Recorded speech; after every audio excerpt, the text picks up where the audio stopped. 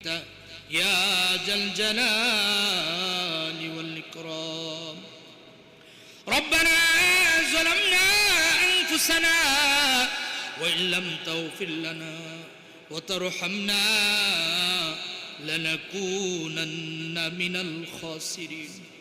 اللهم إنا نسألك الهدى والتقى والعفاف والغنى.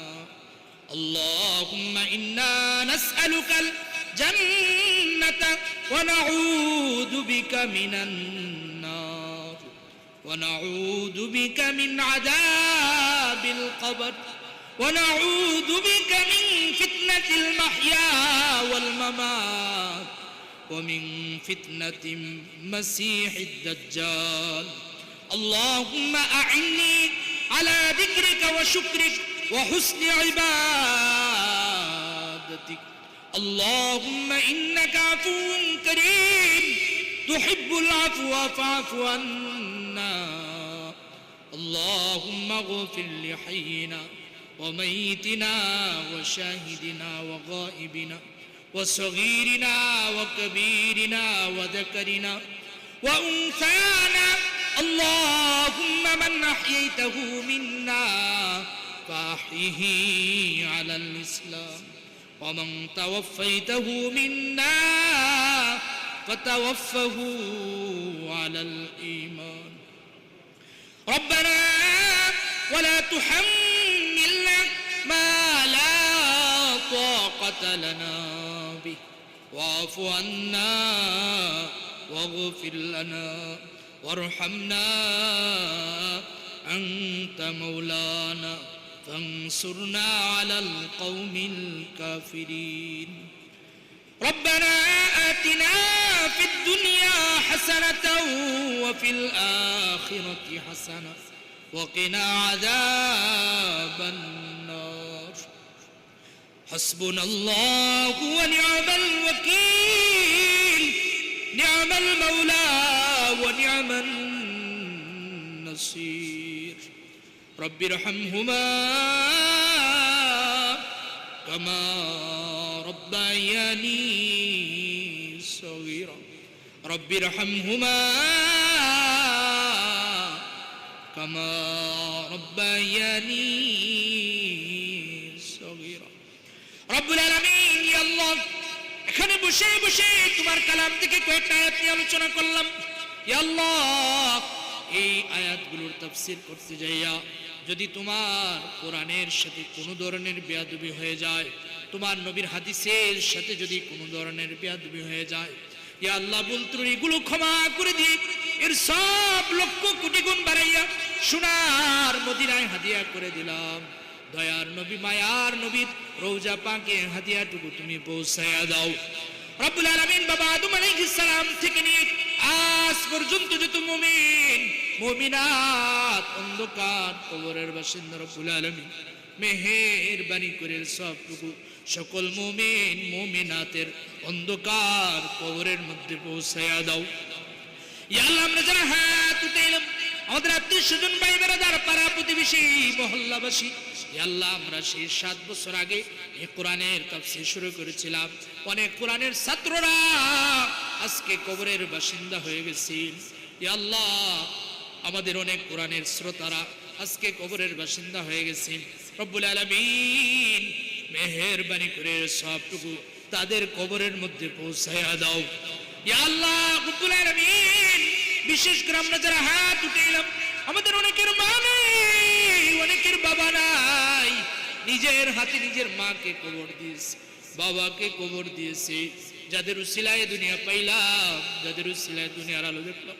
রব্বুল আলামিন এখানে বসে সারা পৃথিবীর খবর নেওয়া যায়, কিন্তু ঘরের পাশে বাড়ির পাশে কবরস্থানে যেখানে আমাদের মা বাবা শুয়ে আছে আমরা এই মা বাবার খবর নিতে পারি না, জানি না আমাদের মা বাবা ওই অন্ধকার কবরে কেমন আছে।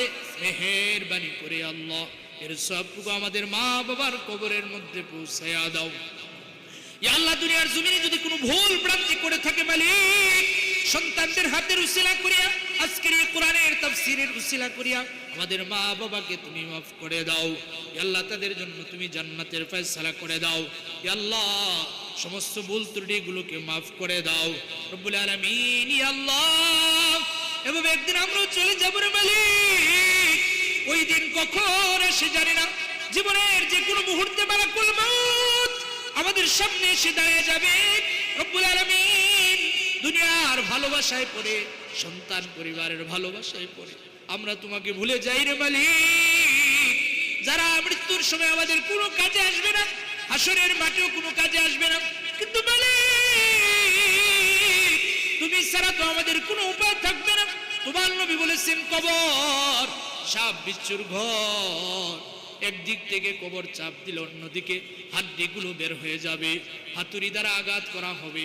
রব্বুল আলামিন ওই অন্ধকার কবরে কিভাবে থাকবো রে মালিক?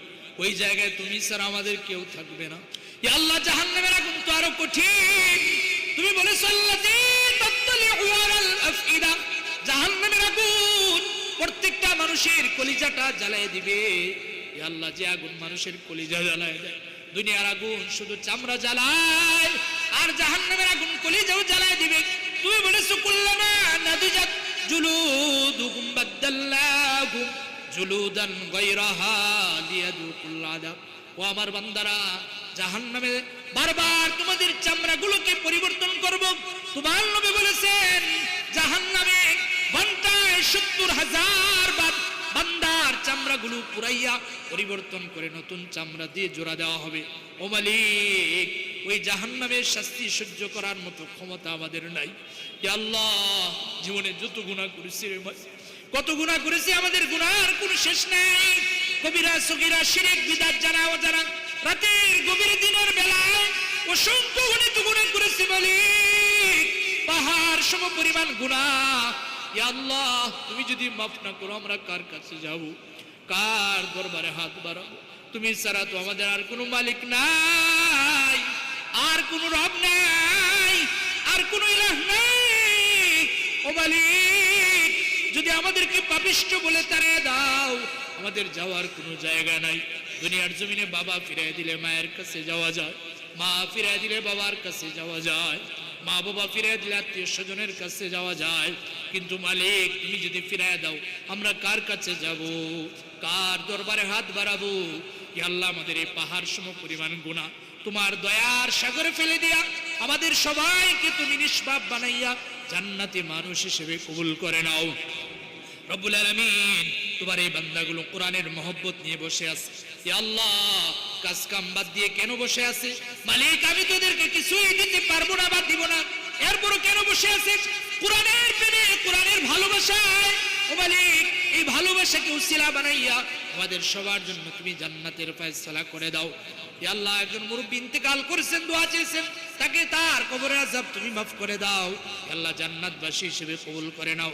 রব্বুল আলামিন আরেকজন মুসল্লি বাইরে যাবেন, ইয়া আল্লাহ হজের উমরার সফরে যাবেন, দোয়া চেয়েছেন ইয়া আল্লাহ সুস্থভাবে সুন্দরভাবে যেন যেতে পারেন। ইয়া আল্লাহ উমরার কাজগুলো কমপ্লিট করে আবার সুন্দরভাবে দেশে ফিরে আসতে পারেন। ইয়া আল্লাহ সেই ক্ষমতা, সেই সুস্থতা, সেই শক্তি রব্বুল আলামিন ওনাকে তুমি দান করে দাও, ওনার উমরাকে তুমি কবুল করে নাও। রব্বুল আলামিন আমরা যারা হাত উঠাইলাম তুমি জানো কার মনের ভিতরে কি আশা, কি তামান্না, সকলের মনের নেক আশা তামান্না গুলোকে পূর্ণ করে দাও। ইয়া আল্লাহ আমাদের কার কি সমস্যা তুমি যত ভালো জানো, আর কেউ জানে না। মালিক আমাদের সকলের সমস্যাগুলোর সমাধান দান করে দাও। ইয়া আল্লাহ আমাদের কার কি প্রয়োজন সেটাও তুমি জানো, আমাদের প্রত্যেকের প্রয়োজন তোমার গায়বী খাজানা থেকে তুমি পূর্ণ করে দাও।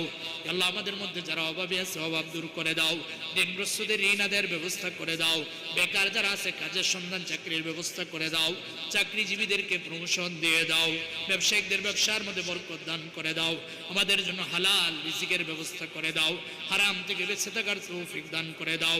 রব্বুল আলামিন আমাদের সবার জন্য তোমার ঘর বাইতুল্লাহর জিয়ারত নসিব করে দাও, যারা একবার গিয়েছি বারবার যাওয়ার তৌফিক দান করে দাও।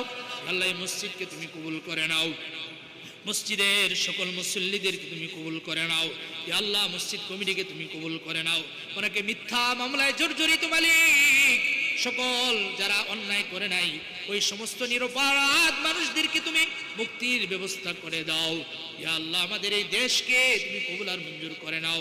রব্বুল আলামিন, তোমার হাবিবের উসিলা করিয়া আমাদের সকলের দোয়াকে তুমি কবুল আর মঞ্জুর করে নাও। রব্বানা তাকাব্বাল মিন্না ইন্নাকা আনতাস সামিউল আলিম وتب علينا يا مولانا إنك أنت التواب الرحيم سبحان ربك رب العزة عما يصفون وسلام على المرسلين والحمد لله رب العالمين.